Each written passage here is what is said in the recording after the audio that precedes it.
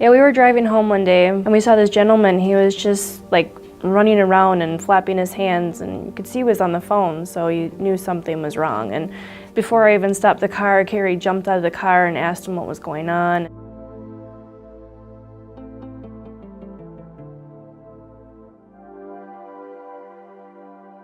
So I said in the window, "Can you open the doors?" And he said, "Try opening the back." And then I think Jen ran around to the back and tried to open the trunk, like the hatch back up, and that wouldn't open. And you could see she noticed the oxygen tanks in the back, and there was like smoke coming through, and the man said, "My wife's handicapped, we have to get her out of the car." I looked around and found a rock on the ground. I took the rock and hit the window. It stayed in one piece though, it was cracked, so I went and I hit it again with the rock, and then the second time I hit it, it just exploded and broke, and I cut my arm up really bad when that happened. I didn't realize till after the fact. I'm like, "Kerry, your arm is," I mean, it was awful. It was all full of blood and glass was stuck in it and everything. And I guess from the adrenaline, he didn't even notice it was even cut open. All the time I'm thinking, like, what are we gonna do now? I was thinking we could recline her chair back and try to pull her out of the window. But thankfully, when I did the manual lock, I was able to open the door from the back door. And then I reached through to the front door and did the manual lock on the front door, and we were able to get the front door open.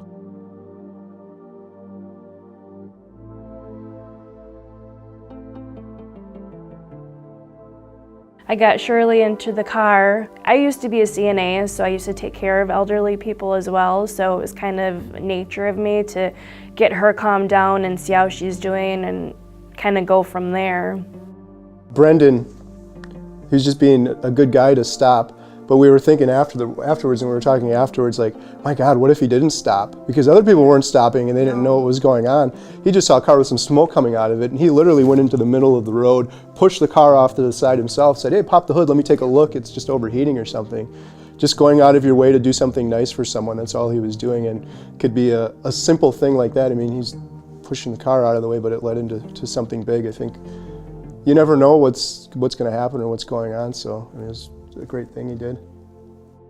The only training I've had for staying calm is having triplets plus one. The 4 girls. Got to remain calm a lot because there's a lot of chaos and panic around our house. That was something we told our girls afterwards too. You know, if you're ever in a emergency or crisis situation, especially having 4 girls, don't just start yelling and screaming. Try to remain calm and think about things a little bit. So that was a little bit of a takeaway we had.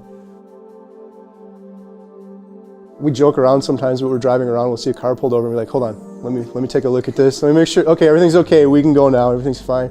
So we joke about it a little bit, but we are kind of looking out a little bit more, see if something's going on, if we can, you know, help it anyway, yeah. Rather than just drive by.